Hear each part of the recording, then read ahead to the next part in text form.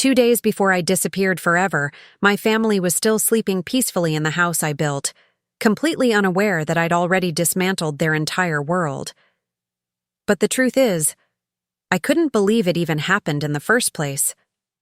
See, I always thought family meant loyalty, that marriage meant partnership, that the people you sacrifice everything for would at least have the decency not to stab you in the back while you're working 80-hour weeks to fund their dream lives. I was wrong, dead wrong. My husband Daniel had been having an affair with my sister Vanessa for over 2 years. And the shocking part? I found out completely by accident. What I discovered in the aftermath made my blood boil in ways I never imagined possible. What happened next wasn't crying or begging or falling apart like they probably expected. No. What happened next was something far more dangerous. I went completely silent. I smiled through family dinners while planning their total destruction. I played the perfect wife while liquidating millions in assets they didn't even know I controlled. I hugged my kids goodnight while documenting every lie they told me. They thought I was clueless, just the workaholic wife too busy to notice. But I wasn't busy. I was building a legal and financial weapon that would dismantle everything they thought they'd steal from me. This is the story of the greatest betrayal of my life, and the most satisfying revenge I never saw coming. They cheated, they lied, they conspired as a family to humiliate me while living in luxury I provided. And when I finally exposed the truth, when I revealed every message, every photo, every disgusting detail of their conspiracy, the fallout was so catastrophic that my ex-husband called me 6 months later, broke and desperate, begging for forgiveness. I told him he didn't lose everything. He threw it away. Then I blocked him forever and went back to my beautiful new life in Boston, where I'd rebuilt myself into someone they could never touch again. This isn't a story about a woman who got mocked and stayed down. This is about a woman who chose her self-worth over snakes, chose justice over forgiveness, and chose freedom over a family that never deserved her. And if you've ever felt backstabbed by the people you loved most, then what I'm about to tell you will feel like karma itself. Let me start from the beginning. In 3 hours, my husband's gonna wake up and find divorce papers on the kitchen table, along with a USB drive containing every text, every photo, every lie. But let me back up, because this story doesn't start with revenge. It starts with me thinking I had the perfect family. I'm Michelle, 38 years old, and I built a multi-million-dollar consulting firm from nothing while raising 2 teenagers and keeping a home that looked like it belonged in a magazine. My husband Daniel and I had been married for 16 years. My sister Vanessa, married but always complaining about her husband, was my best friend, and my kids. Well, I thought they adored me. I couldn't believe how wrong I was about literally everything. For over a year, I worked 80-hour weeks, traveling for clients, closing deals that funded our dream life, the Hawaii vacations, the Aspen ski trips, the custom-built house with the pool my kids begged me for. Every night I came home exhausted, Daniel would kiss my forehead and tell me how proud he was, how lucky he was to have a wife like me. Vanessa would come over for wine on Fridays, sitting in my kitchen, drinking from glasses I bought, laughing about her terrible marriage. My daughter Emma, 15, would curl up next to me on the couch, and my son Tyler, 17, obsessed with getting into Stanford, would show me his college application essays. The truth is, I was so busy providing for them that I missed what was happening right under my nose. There were signs, of course. There always are. Daniel started going to the gym at weird hours. Vanessa stopped complaining about her husband as much. My kids got secretive with their phones. But I trusted them, you know? When you love people that deeply, when you're breaking your back to give them everything, betrayal doesn't even cross your mind. I'd notice Daniel smiling at his phone and think, how sweet, he's texting me something cute. I'd see Vanessa's car in the driveway when I got home late and think, she's keeping Daniel company while I work. I was building their paradise while they were building my hell. Then came March 14th, the day that shattered everything. Tyler had gotten a new iPhone for his birthday, and he'd tossed his old one in a drawer in the den. I was looking for a charging cable, found the old phone, and figured I'd factory reset it for donation. But when I turned it on, it was still logged into everything. His messages, his iCloud, everything. What I saw in those first 30 seconds made my blood run ice cold. There were group chats between Daniel, Vanessa, Emma, and Tyler with titles like "Coast is Clear" and "Mom's Schedule This Week." I sat there on the floor of my den, scrolling through thousands of messages, and each one was a knife. "Delete the ring footage from last night. Your mom checks it sometimes. She's working late again. Come over at 8. Did you tell your mom you're staying at Josh's? Good, we need the house." My own children, the babies I'd carried, birthed, nursed, raised, were running interference for my husband's affair with my sister. They had backstabbed me for over a year, deleting security footage, creating alibis, lying straight to my face while I paid for their phones, their clothes, their futures. And the photos. God, the explicit photos of Daniel and Vanessa that my kids had apparently seen and just accepted. I didn't scream, didn't cry, didn't throw the phone across the room. I went completely numb, like my body knew my mind couldn't handle the emotional weight yet. I sat on that floor for maybe 2 hours, just scrolling, screenshotting, airdropping everything to my laptop. There were messages about how they'd wait until I died, or left Daniel to be together publicly. How Vanessa joked about being the better sister in every way. How Daniel complained about my long work hours while spending the money I made. The infidelity was sickening enough, but the calculated cruelty, the family-wide conspiracy, that's what killed something inside me. They'd turned my entire life into a lie, and they'd done it as a team. But here's what they didn't know about me. I didn't build a multi-million-dollar company by falling apart when things got hard. I built it by getting cold, getting strategic, and getting even. So instead of confronting them that night when Daniel came home smelling like my sister's perfume, I smiled, asked about his day, and started planning.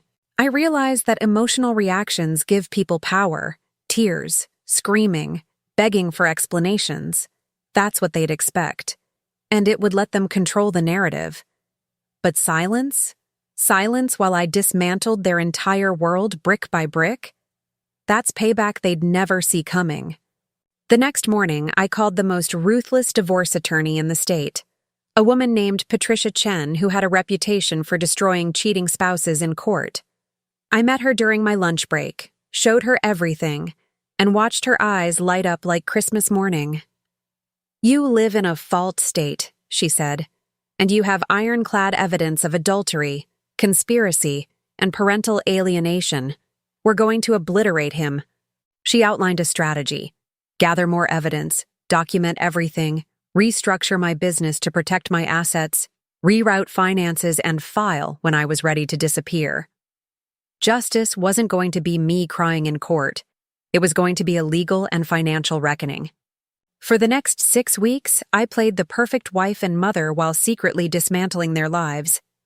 I hired a forensic accountant who discovered Daniel had been funneling money from our joint accounts into a secret account with Vanessa's name on it. They were planning to divorce me and take half of everything I'd built. I transferred ownership of my company entirely into my name through a legal restructure my lawyer had arranged, moved funds into legally protected trusts and asset protection vehicles they didn't know existed, and liquidated every joint investment we had. I even started working out with a personal trainer, not for them, but because I needed to feel strong again.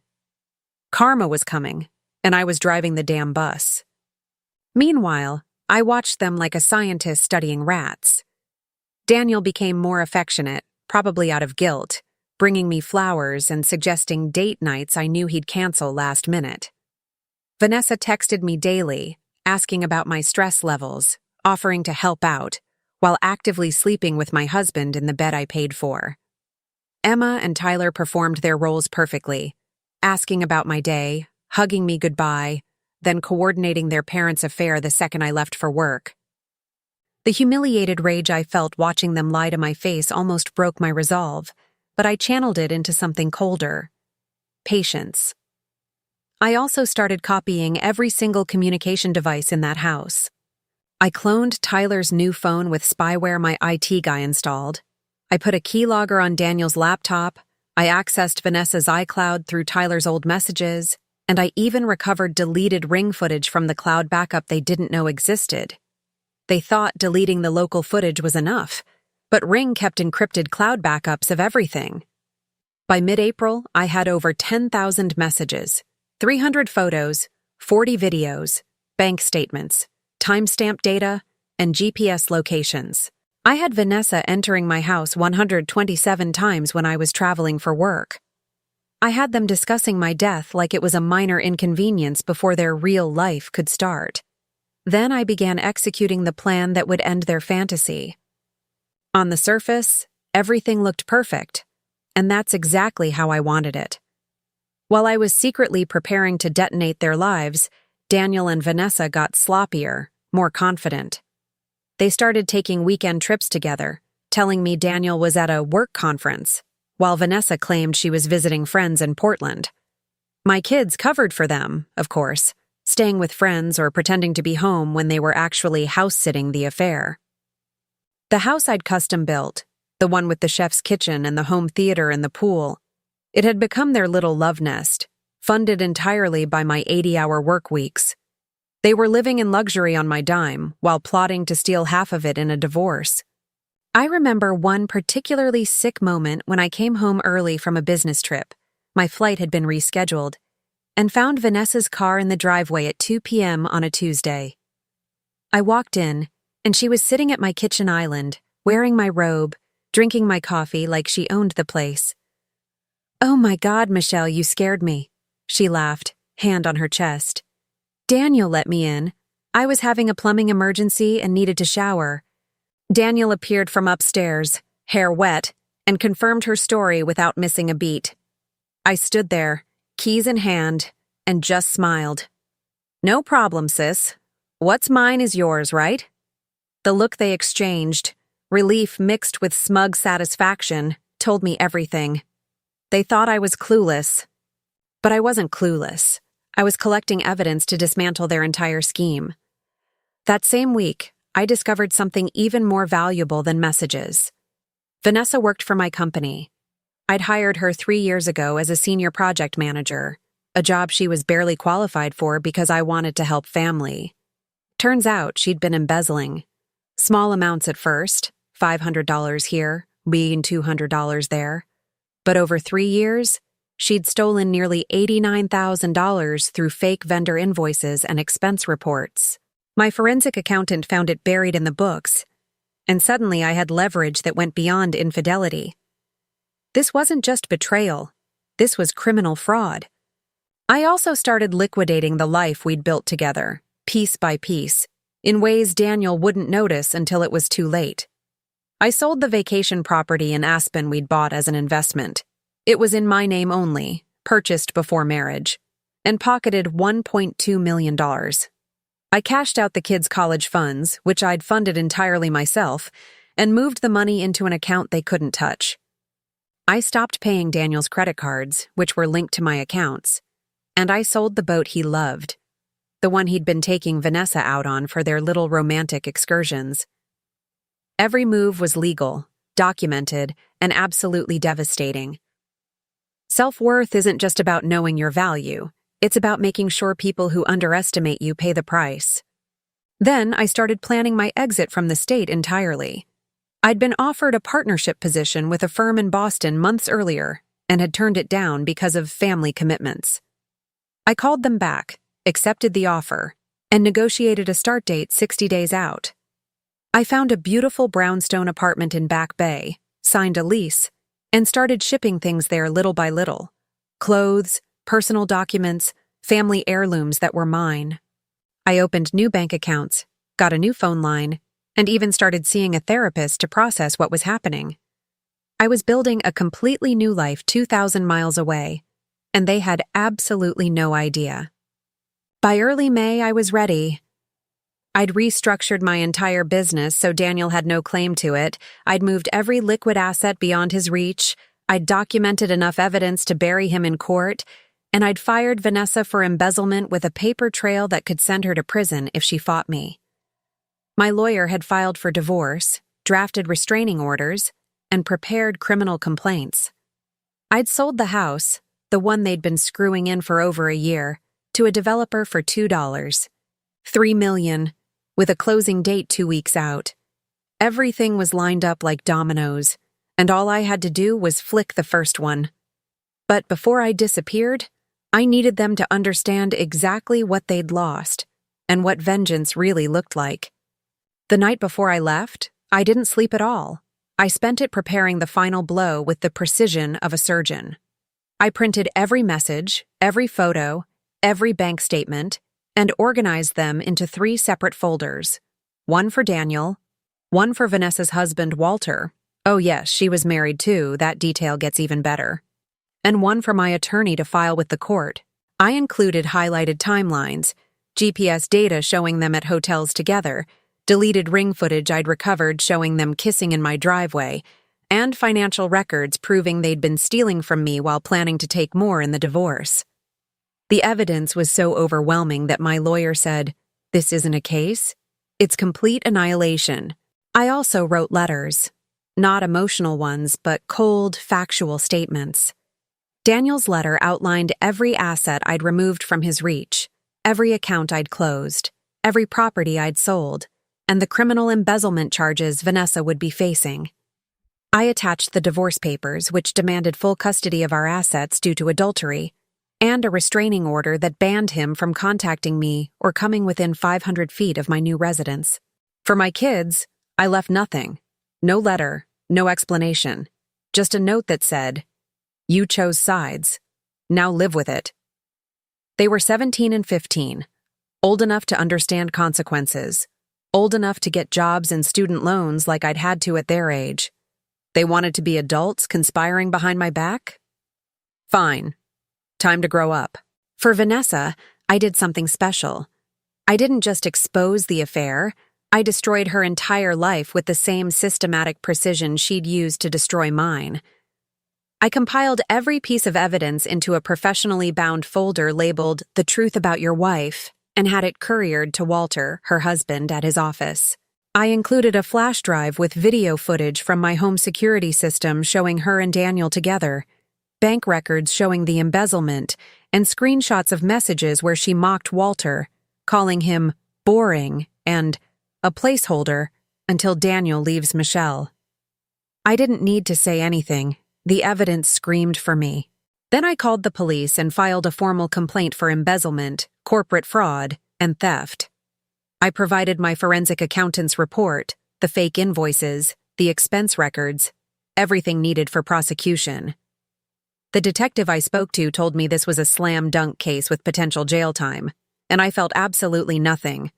No guilt, no hesitation, just cold satisfaction. She'd stolen from me financially and emotionally, and now she'd answer for both.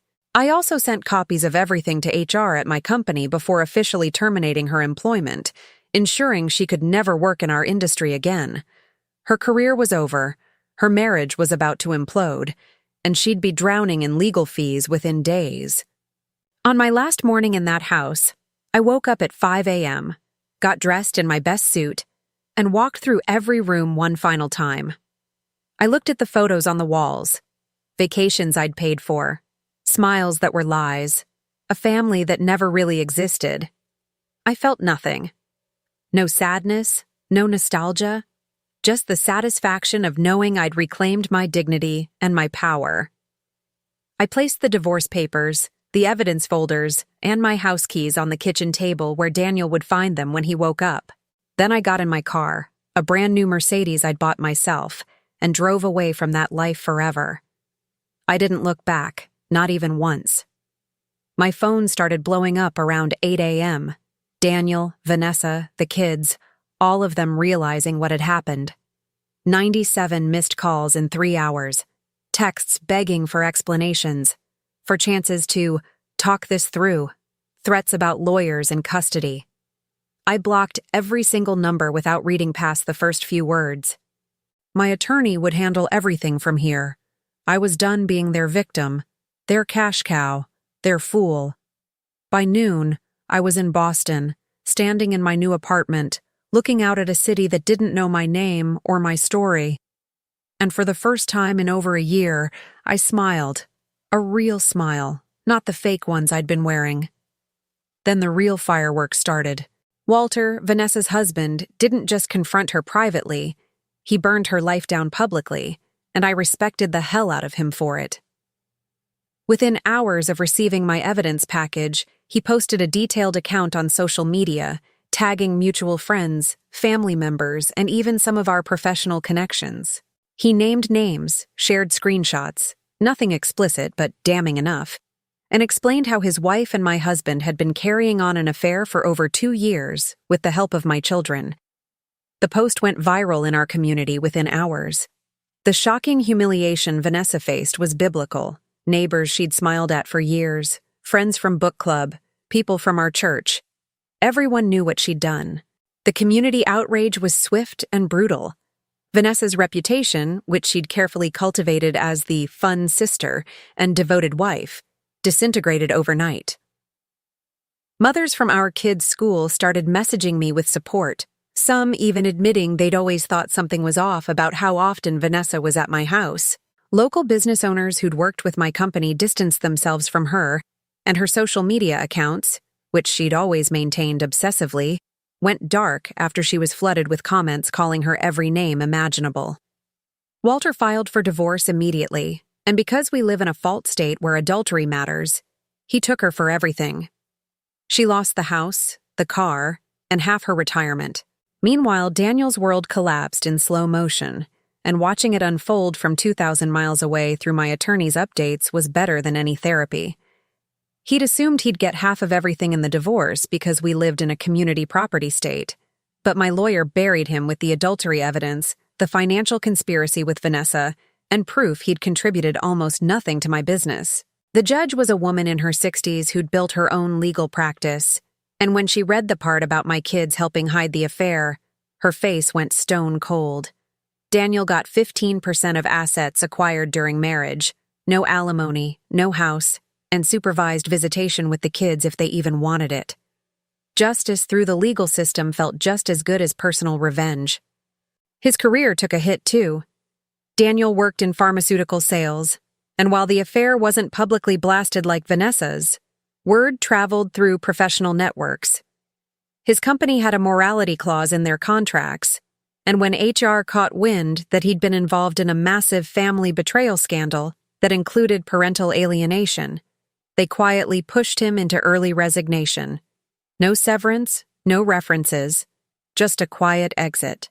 He went from making $180K a year with bonuses to scrambling for contract work within weeks. The karma was so poetic I almost laughed. He'd been planning to live off my money after divorcing me, and instead, he lost his own income stream. But the real consequences hit my children. And honestly, that's the part I struggled with most. Not because I felt guilty, but because I had to mourn who I thought they were.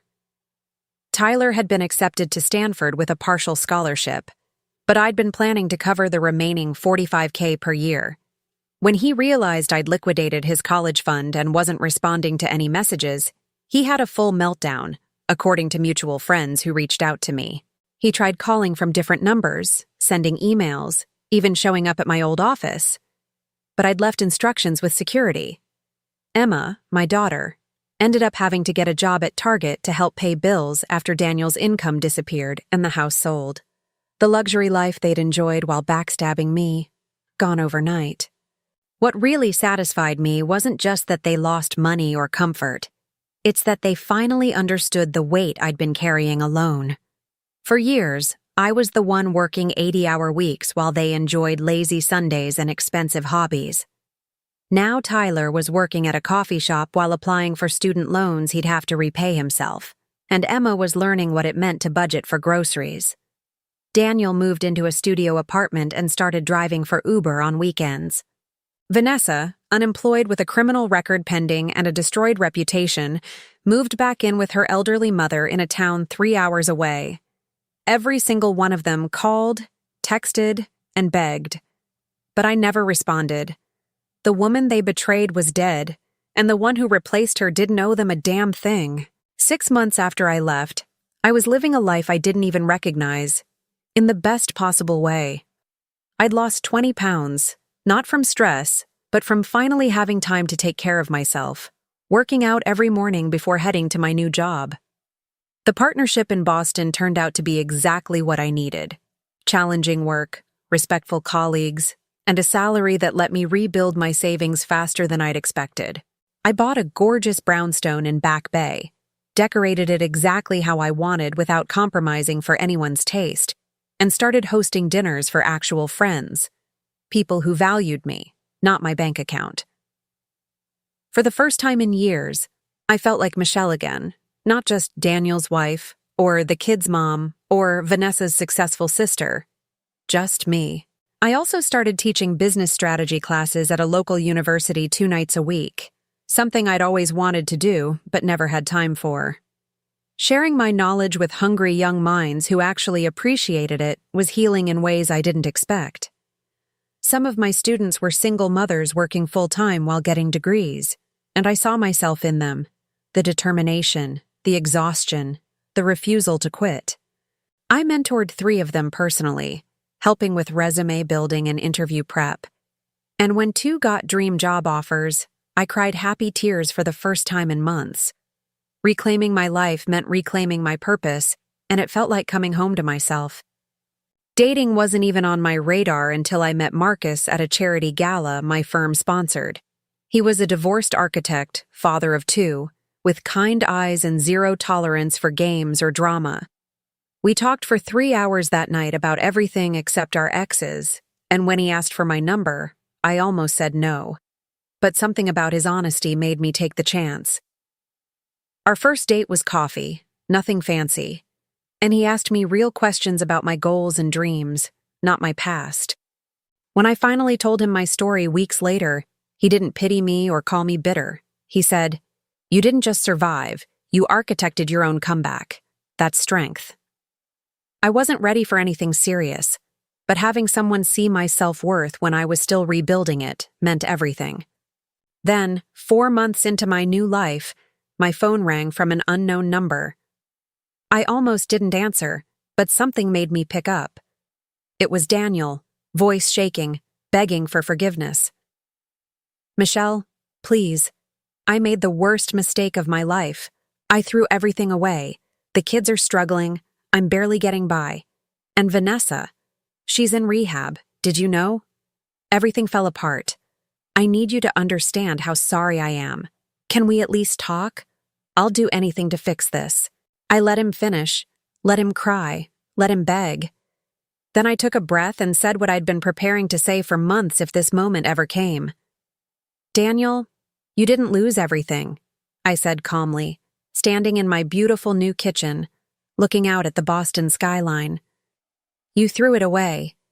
You had a wife who loved you, who built an empire and shared it with you, who worked herself to exhaustion to give you a life most people only dream about. And you repaid me by sleeping with my sister in our bed and turning our children into liars.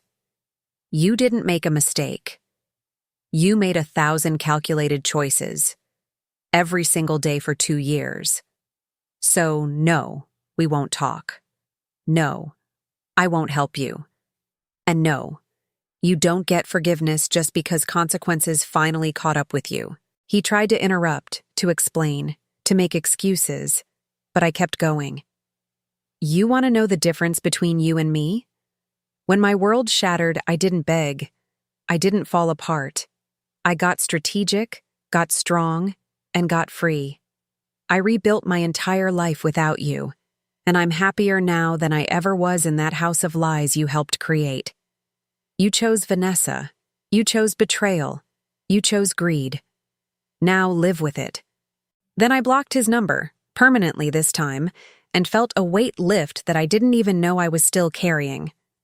The woman who'd sat crying on her den floor reading those messages was gone.